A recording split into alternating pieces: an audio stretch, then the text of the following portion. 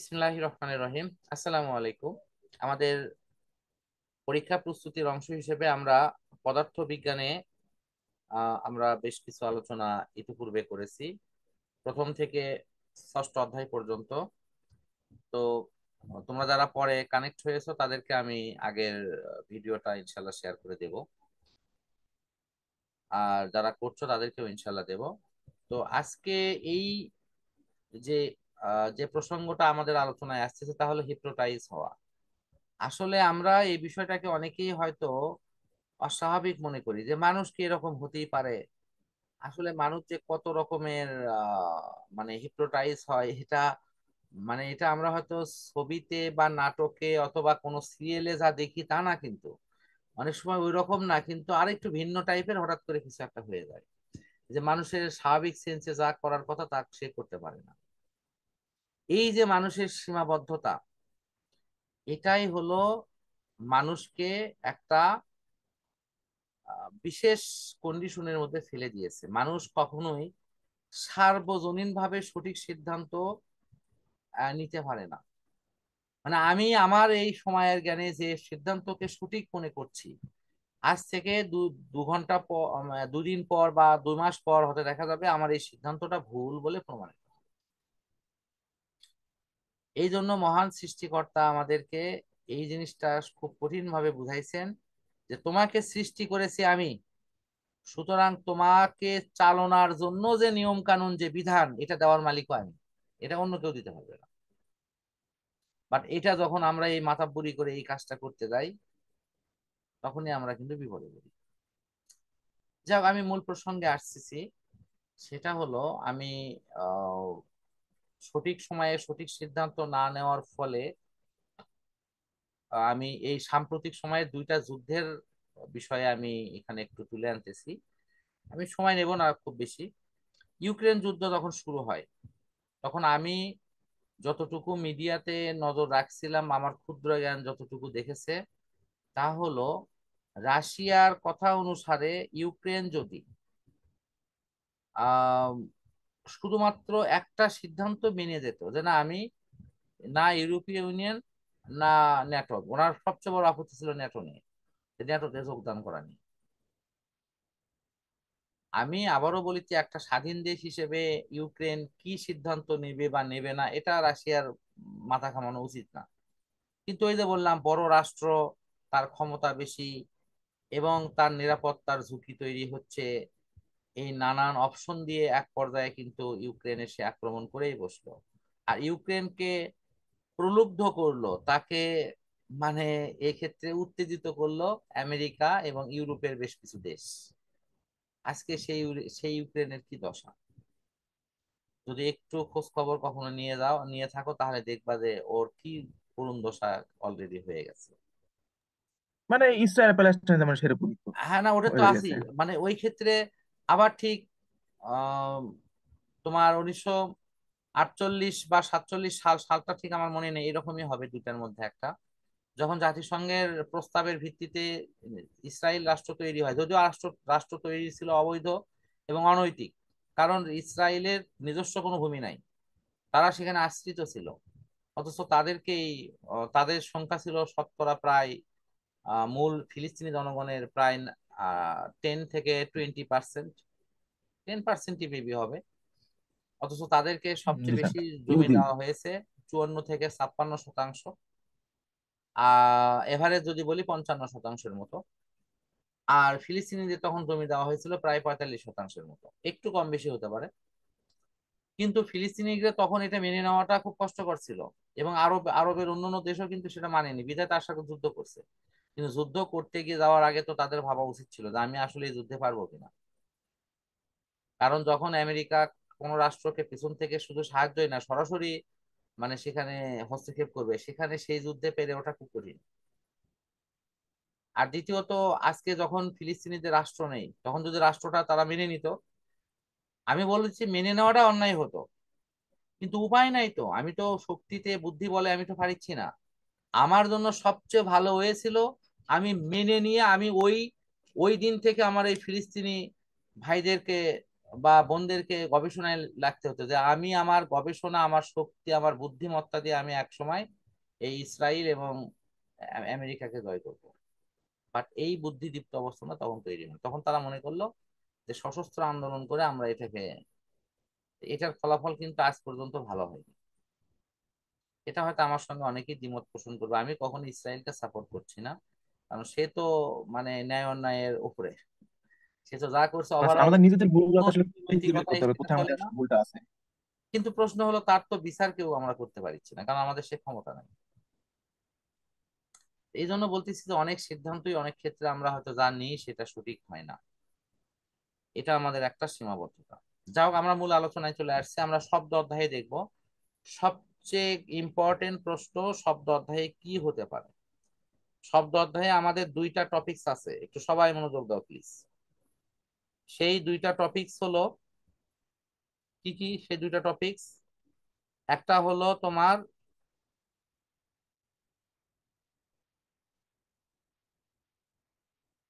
প্রতিফলন প্রতিধ্বনির অঙ্ক, খুব ভালো মনে রাখো। একটা হলো প্রতিফলন প্রতিধ্বনির অঙ্ক। দ্বিতীয় যেটা আছে,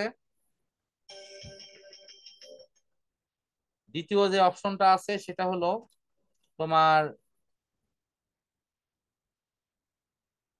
V is equal to F lambda দিয়ে তৈরি করা অঙ্ক।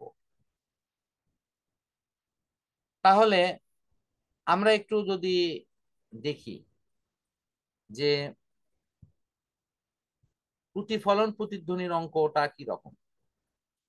প্রতিফলন প্রতিধ্বনির অঙ্কতে তোমার সেই কুয়ার অঙ্ক আসতে পারে, ওই যে তোমার দেয়ালের দূরত্ব, দেয়াল কত দূরে আছে, বা পাহাড়ের মধ্যবর্তী দূরত্ব কত, এরকম গ নম্বরে যে কোনো প্রশ্ন আসতে পারে, খুবই সহজ প্রশ্ন হয় এটা। সমুদ্রের গভীরতা হোক, পুকুরের গভীরতা হোক। বাট ঘ নম্বরে এসে তারা কিন্তু বেশ কিছু শর্ত সেখানে যুক্ত করে, এটা খুব মাথায় রাখবা। সেই শর্তটা হলো, যদি তাপমাত্রার সাথে কন্ডিশন দিয়ে থাকে, তাহলে আমরা তাপমাত্রাকে অ্যাড করতে হয়। তাপমাত্রাকে অ্যাড করার দুটো ওয়ে আছে, আগের নিয়ম অনুসারে করলে তোমার হবে কি, ওই যে 0 ডিগ্রি সেলসিয়াস তাপমাত্রা শব্দের বেগ, সেটা এখনকার বই অনুসারে 330 প্লাস 0.6 গুণন তাপমাত্রা বৃদ্ধি। বাট এখনকার বইয়ের নিয়ম অনুসারে ফলো করলে সেটা হবে কি, ভি2/ভি1 ইজিক্যাল টু √T2/T1। আশা করি এই নিয়মের অঙ্ক করছো, করছো কি না? জি স্যার। আচ্ছা, তাহলে এই বিষয়টা কিন্তু এর সাথে অ্যাড হয়ে থাকে। আর ওই যে যদি কোনো কোনো ক্ষেত্রে প্রতিধ্বনির আর একটা থিম আছে, যে একসঙ্গে একাধিক প্রতিধ্বনি সে শুনতে পেল, তা প্রথম আর দ্বিতীয় প্রতিধ্বনি সে একটা নির্দিষ্ট ব্যবধানে শুনবে, বাট তৃতীয় প্রতিধ্বনি কিন্তু একই সাথে শুনবে, তৃতীয় এবং চতুর্থ প্রতিধ্বনি। এরকম টাইপের কিন্তু একটা অঙ্ক আছে, আশা করি ওই টাইপের অঙ্ক করে করে থাকবা এবং করছো হয়তো। জি স্যার। আর ওই যে V is equal to F lambda থেকে তোমার বিশেষ বিশেষ অঙ্ক কি, তরঙ্গ দৈর্ঘ্যের পার্থক্য, ভাষাটা খেয়াল করো, তরঙ্গ দৈর্ঘ্যের পার্থক্য। 2 নম্বর হলো কম্পাঙ্কের পার্থক্য। 3 নম্বর হলো একাধিক মিডিয়ার কথা উল্লেখ থাকবে, যেখানে একই উৎস থাকবে, এরকম বিষয় উল্লেখ থাকলে সেখানে আমাদের V is equal to F lambda এই সূত্রকে ডাবল ইউজ করতে হবে। প্রথম মাধ্যম দ্বিতীয় মাধ্যম উভয় মাধ্যমের জন্য এফ একই হবে, তারপরে ভাগ করার পর তুমি দেখবা যে সূত্রটা আসবে এরকম, ভি2/ভি1 ইজ ইকুয়াল টু λ2/λ1। অথবা যদি বায়ু অথবা পানি মাধ্যম হয়, তাহলে সেখানে হয়তো তোমার উল্লেখ থাকবে VA/VW is equal to λA/λ। বুঝতে পারছো কি? জি স্যার, আমি বুঝতে পারছি। আচ্ছা, তারপর যদি তরঙ্গ দৈর্ঘ্যের পার্থক্যের অঙ্ক আসে, তাহলে সেক্ষেত্রেও কিন্তু দেখবা যে ওই λ1 λ2 মান গুলো ক্যালকুলেট করে তার পার্থক্য বের করা, এই বিষয়গুলো কিন্তু তোমার অনায়াসেই কিন্তু আসবে। আহ আরেকটা বিশেষ গ্রুপের অঙ্ক অনেক সময় আসে, তা হলো যে অনেক সময় দেখা লেখা আছে, দেখো 60টি কম্পনে তরঙ্গ কতটুকু দূরত্ব অতিক্রম করবে, বা 80টা তো মানে কম্পনে তরঙ্গ কি পরিমাণ দূরত্ব অতিক্রম করবে। অনেকের কিন্তু এই টাইপের অঙ্ক করা না থাকলে কিন্তু সে ওই মুহূর্তে পারবে না, এটা কনফার্ম থাকে। আমাদের ওই টাইপের অঙ্ক আগে থেকে করা থাকতে হবে, তাহলে ইনশাল্লাহ তোমরা পারবা এবং এটি নিয়ে কোনো সমস্যাও হবে না। জি স্যার। আরেকটা অঙ্ক আছে পাইপের, মনে পড়ে কি? খোলা পাইপ হোক আর পানি ভর্তি পাইপ হোক, সেখানে জি কিন্তু স্যার, মানে একটা পানি থাকবে একটা লোহা থাকবে এরকম বোধ yes, হচ্ছে। হ্যাঁ, মানে ওই যে অনেক সময় হয় কি যে তোমাকে যদি বলা হয় যে আম, যে নর্মাল শুধু পাইপের মধ্য দিয়ে অঙ্ক যাচ্ছে না, আসলে নর্মাল পাইপের মধ্যে দিয়ে যাচ্ছে না। প্রথমে পাইপ, শুধু পাইপ থাকলে সেখানে বায়ু মাধ্যম থাকবে আর হলো ওই লোহা মাধ্যম থাকবে, ঠিক আছে? কিন্তু যদি তোমার বায়ু, পানি ভর্তি থাকে, তাহলে তখন পানির মধ্যে দিয়ে যাবে আর লোহার মধ্যে দিয়ে যাবে।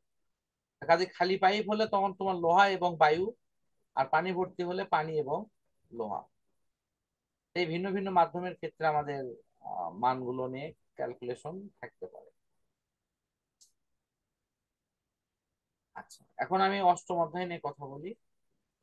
অষ্টম অধ্যায়ের ক্ষেত্রে আমাদের মৌলিকভাবে মাত্র তিনটা সূত্র আছে: 1/f = 1/u + 1/v, আর এ f = r/2,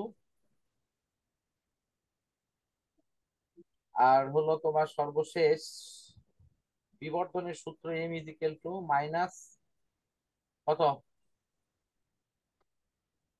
v/q না? স্যার মাইনাস ওই যে ভি ভাগ ইউ, হ্যাঁ, ওই যে ইয়ে চিহ্ন অথবা এল দিয়ে, প্রাইম ভাগ এল। মানে হ্যাঁ, পরম পরম মানের চিহ্ন দিয়ে। অর্থাৎ মাইনাসটা সূত্রে থাকলেও পরবর্তীতে আসলে আমরা শুধু। পরম মানে নিতে হবে। আর তারপরে আরেকটা আছে 6টি অবস্থানের জন্য, অর্থাৎ অবতল দর্পণের 6টি অবস্থানের জন্য ওই ছবিগুলো অঙ্কন করা সহ তার ইয়ে নির্ণয়। তুমি যদি এই প্রশ্নটা করো তাহলে ওই নবম অধ্যায়ে কিন্তু এর একটা সুবিধা পাবে।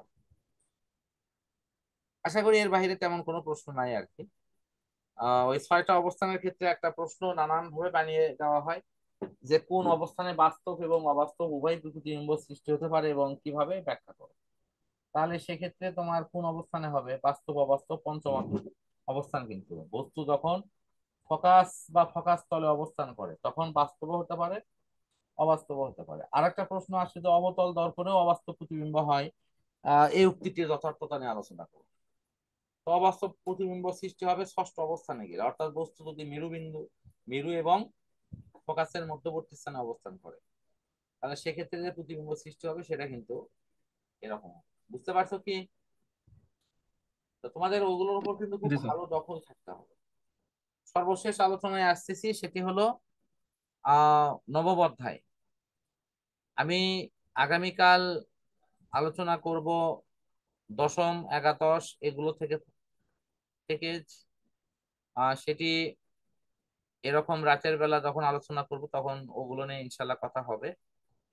বাট এখন যে নবম অধ্যায় সর্বশেষ বলতেছি, এটি কিন্তু স্কুল পর্যায়ের জন্য অত্যন্ত গুরুত্বপূর্ণ একটি অধ্যায়। দেখো, নবম অধ্যায়ের প্রশ্ন মূলত তিনটা জায়গা থেকে আসে, খুব ভালো করে এটা মনে রাখো। একটা হলো নর্মাল প্রতিসরণ সংক্রান্ত, সেটা হতে পারে ওই যে নর্মাল প্রতিসরাঙ্কর থিম গুলো নিয়ে, যেমন পূর্ণ অভ্যন্তরীণ প্রতিফলন, ক্রান্তিকোণ, এই জাতীয় বিষয়গুলো নিয়ে প্রশ্ন হতে পারে। দ্বিতীয় গ্রুপটা হলো ওই যে লেন্সের প্রধান অক্ষের ওপর যে কোনো বিন্দুতে অবস্থানের জন্য, অর্থাৎ প্রধান অক্ষের ওপর 6টা যে অবস্থান আছে সেই 6টা অবস্থান, যেটা ওই দর্পণের মতো, দর্পণের অবতল দর্পণের 6টি অবস্থান, আর এটা একই জিনিস কিন্তু শুধু ছবিটা একটু ভিন্ন রকম। বুঝতে পারছো কি?